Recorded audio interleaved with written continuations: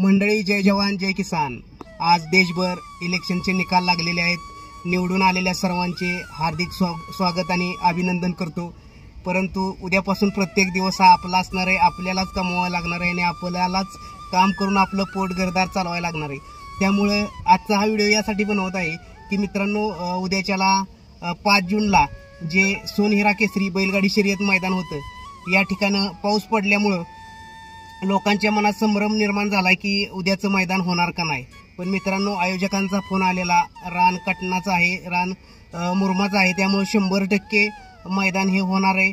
पावसाचा कोणताही प्रभाव त्या मैदानावरती झालेला नाही असं आयोजकांकडून सांगण्यात आलेलं आहे। आता उद्यापासून चला उद्या मैदानावरती भेटूया।